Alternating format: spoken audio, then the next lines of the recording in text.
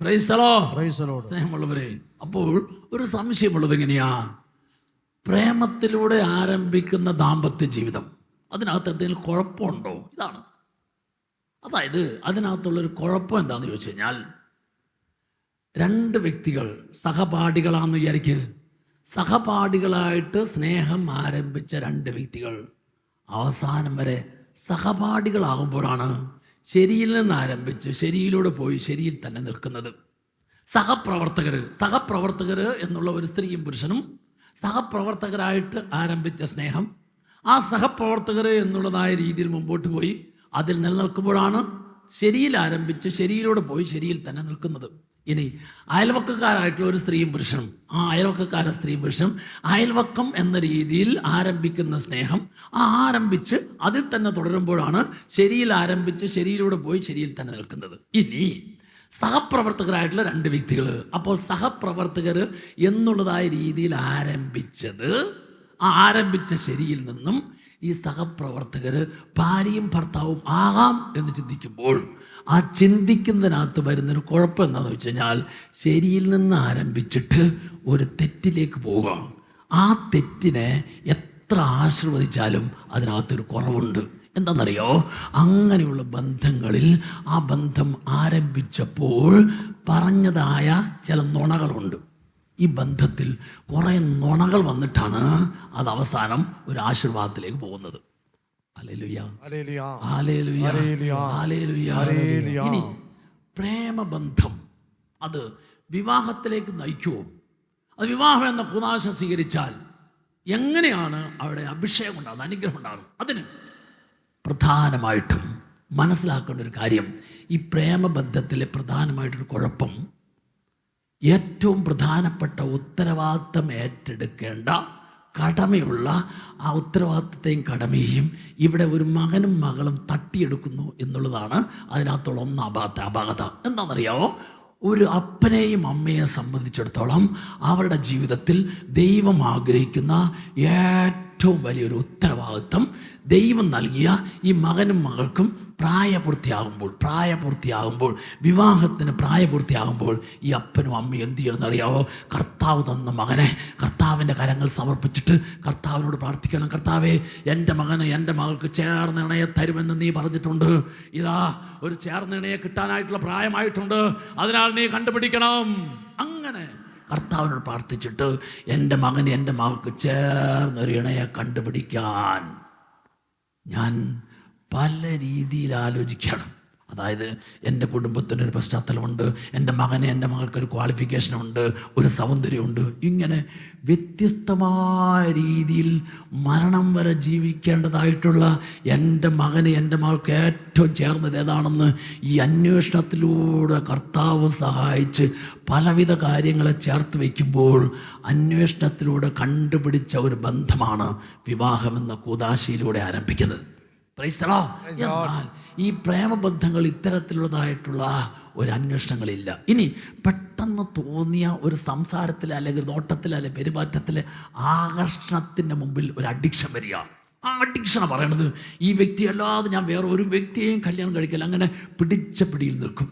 ഇനി അത്തരത്തിലുള്ള ഏതെങ്കിലും ആഗ്രഹത്തോടു കൂടി വരുന്നതായ മകനോ മകൾക്കോ വരുന്നതായ ഒരു വിവാഹം നടത്തി കൊടുക്കാൻ പറ്റുമോ? നടത്തി കൊടുക്കണമെങ്കിൽ എന്താണെന്നറിയാവോ?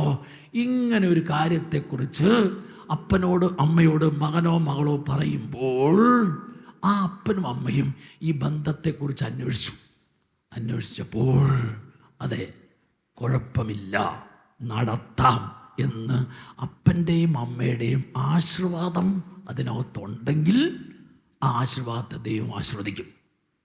എന്നാൽ അപ്പൻ്റെയും അമ്മയുടെ ഉത്തരവാദിത്തങ്ങൾ ഏറ്റവും പ്രധാനപ്പെട്ട ഉത്തരവാദിത്തമാണ് കർത്താവ് തന്ന മകനും മകൾക്ക് അനുയോജ്യമായിട്ടുള്ള വ്യക്തിയെ ആവശ്യ സമയത്ത് അതിൻ്റെ നിറവിൽ പ്രായപൂർത്തിയാകുമ്പോൾ കണ്ടുപിടിച്ച് കൊടുക്കാനായിട്ട് തരുമെന്ന് പറഞ്ഞ കർത്താവിൻ്റെ മുമ്പിൽ കരമുയർത്തി, അത് അപ്പൻ്റെയും അമ്മയുടെ ഉത്തരവാദിത്തം.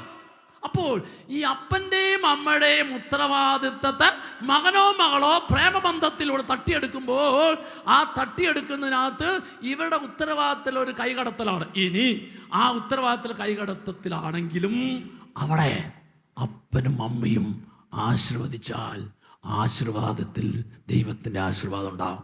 ആശീർവദിച്ചില്ലെങ്കിൽ അതിൽ ഒരിക്കലും വിജയത്തിൻ്റെ നിറവ്, കർത്താവിൻ്റെ കൃപ ഒഴുകാൻ ബുദ്ധിമുട്ടാണ്.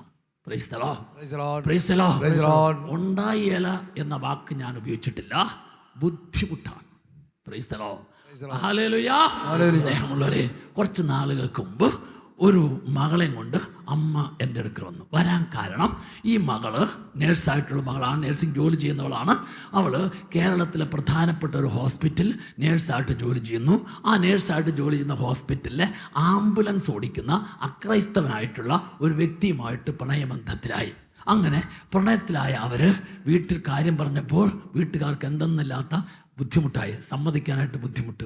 എന്തെല്ലാം പറഞ്ഞിട്ടും ആരെല്ലാം പറഞ്ഞിട്ടും ഇതിൽ നിന്ന് പിന്മാറുന്നില്ല. അങ്ങനെ അവസാനം ഒറ്റ കൈക്ക് അവളുടെ മുമ്പിൽ ഒരു വ്യവസ്ഥ വെച്ച്, ഒരു കണ്ടീഷൻ വെച്ചു. അതായത് ഡിവൈൻ ധ്യാന കേന്ദ്രത്തിൽ പോയി ഏതെങ്കിലും ഒരു അച്ഛനെ കണ്ടിട്ട് ഈ കാര്യം അവരുടെ മുമ്പിൽ പറഞ്ഞപ്പോൾ ആ പറഞ്ഞത് കേട്ടിട്ട് ആ അച്ഛന്മാരാരെങ്കിലും ഒരാൾ അംഗീകരിക്കുകയാണെങ്കിൽ, അനുവദിക്കുകയാണെങ്കിൽ ഞങ്ങൾ നടത്തിത്തരാം. അതെ, ഈ കണ്ടീഷനോട് കൂടിയാണ് ആ മകളെയും കൊണ്ട് അമ്മ ഡിവൈൻ ധ്യാന കേന്ദ്രത്തിൽ വന്നത്. അങ്ങനെ ഡിവൈൻ ധ്യാന കേന്ദ്രത്തിൽ വന്നു കഴിഞ്ഞപ്പോൾ അവർക്ക് കാണാൻ പറ്റിയത് തന്നെയാണ്. എൻ്റെ അടുക്ക് വന്നു, ഞാൻ കേട്ട് കഴിഞ്ഞ ശേഷം, ആ മകളുടെ പേര് സ്മിത എന്നാ. സ്മിതയുടെ മുഖത്ത് നോക്കിയിട്ട് ഞാൻ ആദ്യം തന്നെ ഇങ്ങനെ മറുപടി കൊടുത്തു, ഈ കാര്യം ആരെല്ലാം നടത്തി തന്നില്ലെങ്കിലും ഇത് നടത്തി തരാൻ ഞാൻ നിന്നെ സഹായിക്കാം. Price the Lord. ഇതുവരെ ഇത് കേട്ടിട്ട് ഇങ്ങനെ ഒരൊറ്റ ഉറപ്പ് പറഞ്ഞിട്ടില്ല. ആദ്യമായിട്ടാണ് ഇങ്ങനത്തെ ഒരു ഉറപ്പ് കിട്ടിയത്. അതിനാൽ തന്നെ ഞാൻ പറയുന്ന എന്ത് കാര്യവും ഇവൾ കേൾക്കാന്നുള്ളതായി. അതിനു വേണ്ടി തന്നെയാണ് ഞാൻ പറഞ്ഞത്. എന്താണെന്നറിയോ, ഞാൻ പറയും എന്തൊരു കേൾക്കും. കാരണം വേറെ ആരും ഇത് കേട്ടിട്ട് പറഞ്ഞിട്ടില്ല നടത്തി തരാമെന്ന്, നിന്നെ സഹായിക്കാമെന്ന്. ആദ്യമായിട്ട് ഞാനാ പറഞ്ഞ സഹായിക്കാമെന്ന്. അതുകൊണ്ട് ഞാൻ പറയുന്ന കാര്യങ്ങൾ അവ കേൾക്കാൻ തയ്യാറായി. ഞാൻ അവളോട് പറഞ്ഞു, ഒരു കാര്യം ചെയ്യും, അമ്മയും മകളും കൂടി ഈ ആഴ്ച ധ്യാനം കൂടും. ശരി, അവൾക്കൊരു കുഴപ്പമില്ല. സ്മിത സന്തോഷവതിയാണ്. കാരണം ഈ അച്ഛൻ എങ്ങനെയായിട്ട് എന്നെ സഹായിക്കാമെന്ന് പറഞ്ഞിരിക്കുന്നത്. പിന്നെ ഒരു ധ്യാനം കൂടിയാൽ എന്താ കുഴപ്പം? അതുകൊണ്ട് രണ്ടുപേരും ധ്യാനത്തിന് കൂടാൻ സമ്മതിച്ചു.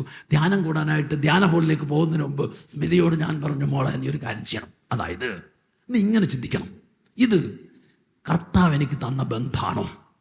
കർത്താവ് നിനക്ക് തരുന്ന ബന്ധമാണെങ്കിൽ ആരെല്ലാം വിചാരിച്ചാലും അതിനകത്ത് മാറ്റാൻ പറ്റിയല്ല.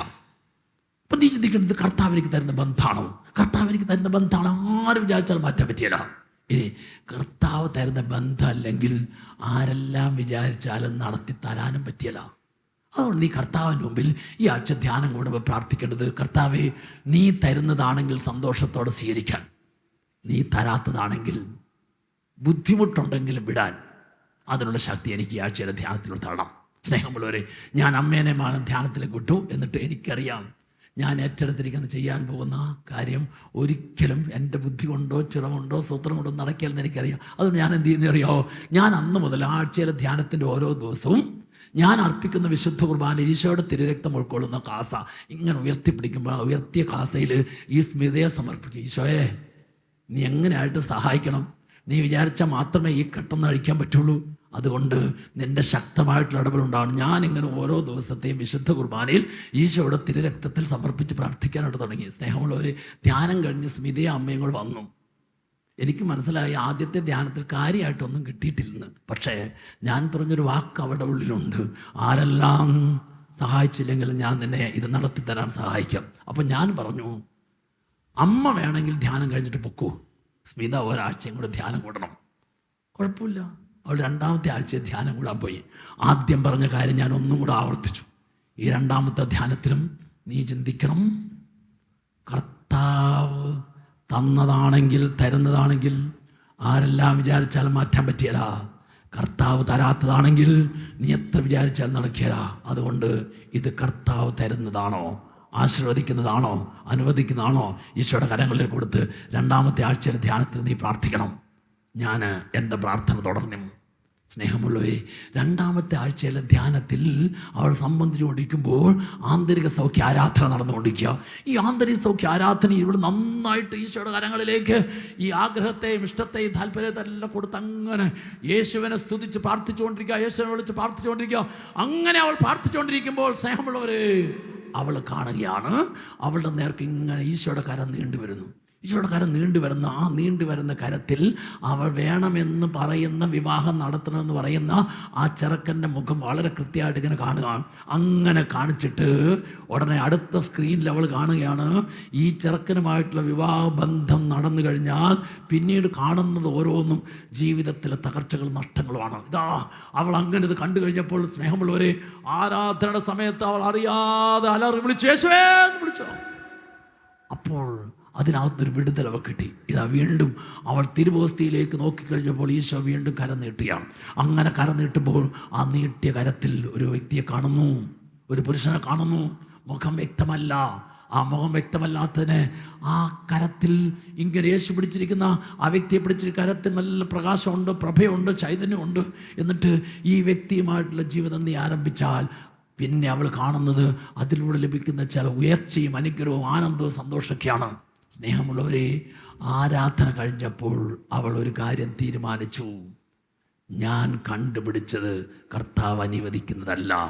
കർത്താവ് അനുവദിക്കാത്തതിനെ ഞാൻ കണ്ടുപിടിച്ചതിനെ ഞാൻ വിടാനായിട്ട് തയ്യാറാണ്. Price the Lord. സ്നേഹമുള്ളവരെ, ധ്യാനം കഴിഞ്ഞപ്പോൾ ആ സഹോദരി ഈ കാര്യമൊക്കെ പറഞ്ഞോണ്ട്, അച്ഛാ ഇന്നലെ ആന്തരിക സൗഖ്യ ആരാധന ഇതുപോലെ കണ്ടു, എനിക്ക് മനസ്സിലായി ഞാനിപ്പോൾ വേണമെന്ന് പറഞ്ഞിരിക്കുന്ന ആ ബന്ധത്തെ തുടർന്നാൽ അതുമൂലം സംഭവിക്കാവുന്ന പല നഷ്ടങ്ങൾ, പരാജയം, ഒന്നിനു പുറകെ ഒന്നായിട്ട് എനിക്കതിന് കർത്താവ് കാണിച്ചു തന്നു. അത് കഴിഞ്ഞ ശേഷം വ്യക്തമല്ലാത്തൊരു മുഖം, ആ മുഖത്തിലെ ആ വ്യക്തിയെ നീ സ്വീകരിച്ചാൽ ലഭിക്കാൻ പോകുന്ന അനുഗ്രഹങ്ങൾ കണ്ടു. അതിനാൽ എനിക്ക് മനസ്സിലായി, ഈ ബന്ധം ഞാൻ കണ്ടുപിടിച്ചതാണ്, കർത്താവ് തന്നതല്ല. അതുകൊണ്ട് ഞാൻ കണ്ടുപിടിച്ച ബന്ധത്തെ കർത്താവ് തരുന്നതിനെ സ്വീകരിക്കാൻ വേണ്ടി ഞാൻ വിടാൻ തയ്യാറാണച്ചാ. എനിക്ക് യാതൊരു മടിയില്ലച്ചാ, എനിക്ക് അതിനുള്ള ബോധ്യം ഉറപ്പും കിട്ടിയച്ചാ. പക്ഷേ ഒരു കാര്യം അച്ഛൻ ചെയ്യണം. ഞാൻ ഇപ്പം ഈ ധ്യാനം കഴിഞ്ഞ് വീട്ടിലേക്ക് പോയാല, ഞാൻ ഒരാഴ്ച ഇവിടെ കിടപ്പ് രോഗികളുണ്ടല്ലോ, അതുപോലെ തന്നെ മറ്റ് രോഗികളായിട്ടുണ്ടല്ലോ, ഞാൻ അവരെല്ലാം ഒരു വർഷത്തേക്ക് നോക്കാനായിട്ട് ഇവിടെ ശുശ്രൂഷയ്ക്കായിട്ട് നിന്നോട്ടെ. അപ്പോൾ അച്ഛനൊന്ന് വീട്ടിൽ പറയണം, ഞാനൊരു വർഷത്തേക്ക് ഇവിടെ ശുശ്രൂഷയ്ക്കാൻ നിൽക്കുക. കാരണം ഞാൻ വീട്ടിൽ ചെന്ന് കഴിഞ്ഞാൽ എനിക്കിങ്ങനെ ബോധ്യം കിട്ടിയെങ്കിലും അവരെന്നെ സംശയിക്കും, സംശയത്തോട് നോക്കും. അപ്പോൾ അതെനിക്ക് വിഷമമുണ്ടാകും. അതുകൊണ്ട് ഞാൻ എങ്ങനെയായിട്ട് തീരുമാനിച്ചിരിക്കുകയാണ്, ഒരു വർഷം കർത്താവിന് വേണ്ടി ഞാൻ ഈ ആലയത്തിൽ നേഴ്സിംഗ് ശുശ്രൂഷ ചെയ്യും. സ്നേഹമുള്ളവരെ, ഞാൻ വീട്ടിലേക്ക് ഫോൺ ചെയ്തപ്പോൾ വീട്ടുകാർക്ക് വലിയ സന്തോഷമായി. ഏതായാലും ആ തെറ്റിൽ നിന്ന്, ആ ബന്ധത്തിൽ നിന്ന് അവൾ പിന്മാറിയല്ലോ. അച്ഛാ, ഞങ്ങൾക്കെല്ലാം സന്തോഷമുണ്ട്. അച്ഛൻ എത്ര ആളെ വേണമെങ്കിലും അവളെ അവിടെ ശുശ്രൂഷയ്ക്ക് നിർത്തിക്കൂ.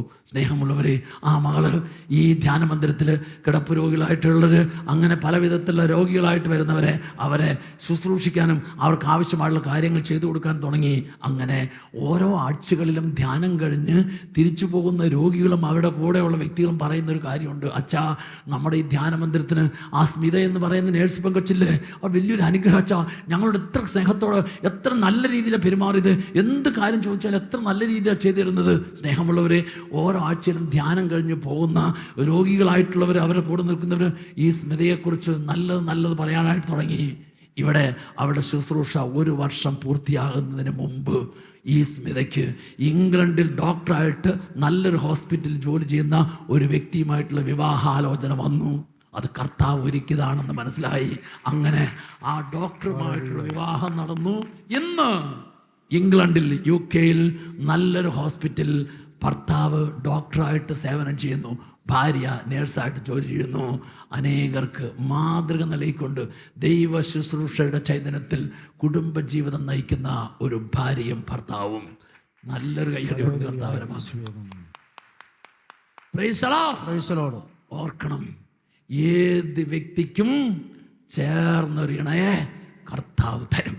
അതുകൊണ്ട് അത് തരാൻ വേണ്ടി ആ മകൻ്റെ, ആ മകളുടെ ഏറ്റവും ഉത്തരവാദിത്തപ്പെട്ട അപ്പനും അമ്മയും ദൈവസ്ഥലത്തിൽ കരമുയർത്തി പല രീതിയിൽ അന്വേഷിച്ച് അവിടെ ദൈവം ആശീർവദിച്ച് തരുന്ന ബന്ധം. ആ ബന്ധത്തിൽ ഏതെല്ലാം കുറവുകളും പോരായ്മകളും ഉണ്ടെങ്കിൽ അതിനെ വിജയപ്രദമാക്കി തീർക്കാൻ കർത്താവ് കൂടെ ഉണ്ടാവും. കർത്താവ് അനുഗ്രഹിച്ച് ശക്തിപ്പെടുത്തും. 2 കരങ്ങൾ ഉയർത്തിപ്പിടിച്ച് നല്ല ശബ്ദത്തിൽ 3 ഹല്ലേലൂയ പറയൂ.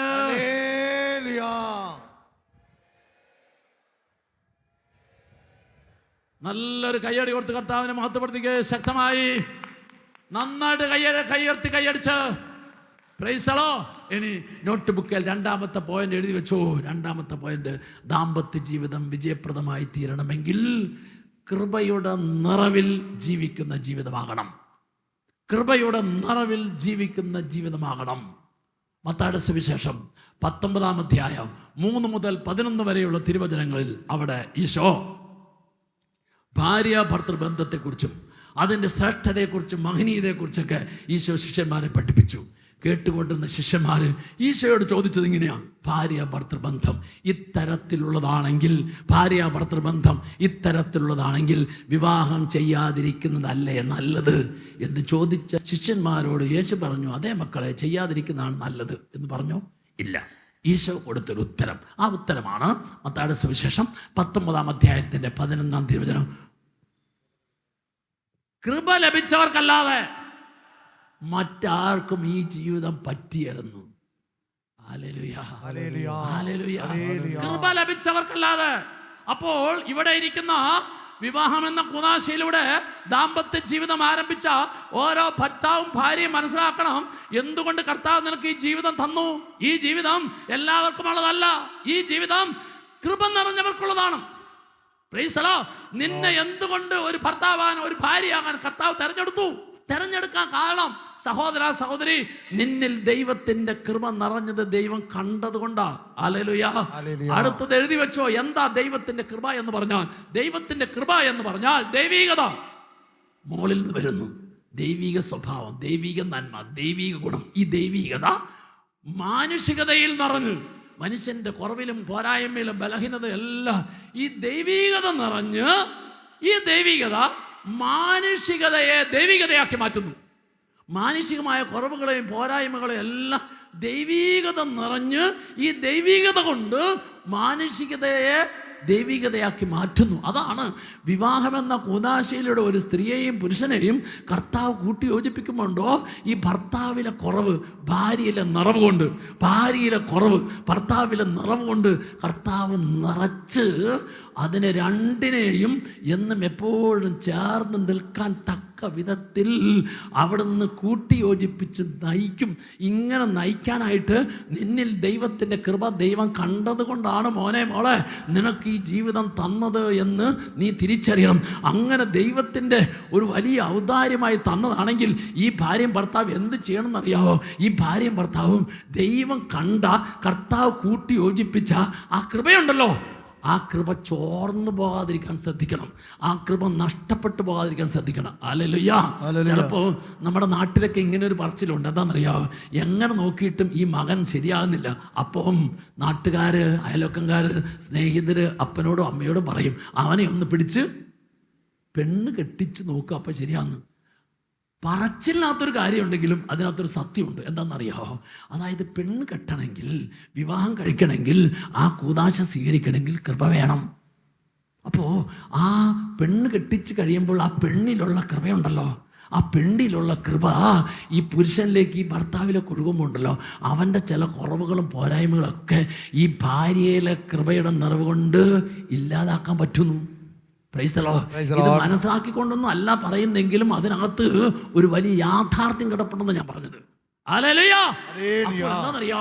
ഒരു ഭാര്യ ഒരു ഭർത്താവ് വിവാഹമെന്ന കൂദാശയ്ക്കായിട്ട് ക്ഷണിച്ചപ്പോൾ, ഒരു സ്ത്രീ ഒരു പുരുഷൻ വിവാഹമെന്ന കൂദാശയ്ക്കായിട്ട് ക്ഷണിച്ചപ്പോൾ കർത്താവായ വ്യക്തിയിൽ കണ്ടത് കൃപയാണെങ്കിൽ ഈ കൃപ ആരുടെ കൃപയ്ക്ക് തുല്യമാണെന്നറിയാവോ? ദൈവപുത്രൻ്റെ മാതാവാൻ ദൈവം തിരഞ്ഞെടുത്ത പരിശുദ്ധ കന്യകാമറിയത്തിൽ നിറഞ്ഞ കൃപയോട് തുല്യമാണ്. ലൂക്കായുടെ സുവിശേഷം 1 അധ്യായം 28 തിരുവചനത്തിൽ മറിയത്തെ ദൈവപുത്രൻ്റെ മാതാവാകാൻ തിരഞ്ഞെടുക്കാൻ എന്താ കാരണം എന്നറിയാവോ? ദൈവകൃപ. മറിയത്തിൽ ദൈവത്തിൻ്റെ കൃപ നിറഞ്ഞു. ദൈവത്തിൻ്റെ കൃപ നിറഞ്ഞതുകൊണ്ടാണ് മറിയം ദൈവപുത്രൻ്റെ മാതാവായത്. ഇനി ശ്രദ്ധിക്ക്, അതേ കൃപ ഇവിടെ ഇരിക്കുന്ന വിവാഹമെന്ന കൂദാശയിലൂടെ കുടുംബജീവിതം ആരംഭിച്ച ഓരോ ഭാര്യയിലും ഭർത്താവിലും അതേ കൃപ നിറഞ്ഞത് കർത്താവ് കണ്ട കർത്താവ് എന്ത് ചെയ്തു? ഈ കൃപയുടെ നിറവിൽ യോജിപ്പിച്ചു. ഈ കൃപയുടെ നിറവിൽ യോജിപ്പിച്ച ഭാര്യയും ഭർത്താവും പരസ്പര സ്നേഹത്തിൽ, ഐക്യത്തിൽ, മാനസിക അടുപ്പത്തിൻ്റെ പൂർണ്ണതയിൽ ശാരീരികമായി കൃപയുടെ നിറവിൽ സമർപ്പിച്ചപ്പോഴുണ്ടല്ലോ, കൃപയിൽ നിറവിൽ സമർപ്പിച്ചപ്പോൾ ലഭിച്ച ഓരോ കുഞ്ഞും ആരാ? ലഭിച്ച ഓരോ കുഞ്ഞും മറ്റൊരു ഈശോയാണ്. കൃപയുടെ നിറവിലാണ് ഭാര്യയും ഭർത്താവും ജീവിച്ചതെങ്കിൽ, കൃപയുടെ നിറവിലാണ് മക്കൾക്ക് ജന്മം നൽകിയതെങ്കിൽ, നിന്റെ മകനെ ഓർത്ത്, നിന്റെ മകളെ ഓർത്ത് നീ ഒരിക്കലും ഉത്കണ്ഠപ്പെടേണ്ട. എന്താണെന്നറിയോ? നിന്റെ മകനും മകളും മറ്റൊരു ഈശോയായി ഭൂമിയിൽ ജീവിച്ചോളും.